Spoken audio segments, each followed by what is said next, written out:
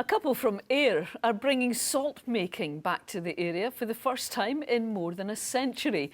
Gregory and Whirley Marshall, who own Blackthorn Salt, have spent more than 15 years developing the idea, using more environmentally friendly techniques. This is the start of a slow, meticulous process which will eventually lead to salt.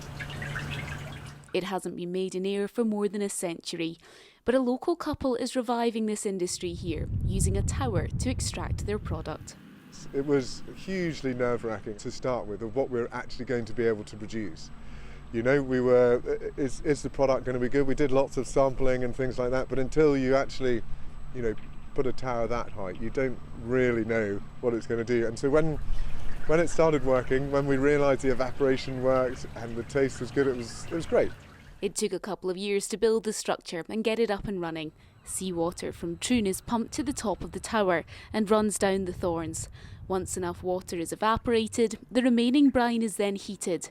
Crystals eventually form and fall to the bottom of the pan to be harvested. It's just something lovely to be able to make salt in the place where it was made before, but in a way that we think they would now be really proud of, and to be good enough for modern standards and Michelin chefs and foodies at home to really enjoy, and for our local heritage to keep growing. The history is all around the tower. The road that runs alongside it is called Salt Pans Road. Where I'm standing, there would have once been salt pans, and over in the houses to the side there's a saltfield lane. And it's not just around Ayr traces of the industry remain. People don't often realise that when they're talking about salt coats, that it's actually salt coats or salt cottages, and West Pans and Preston Pans.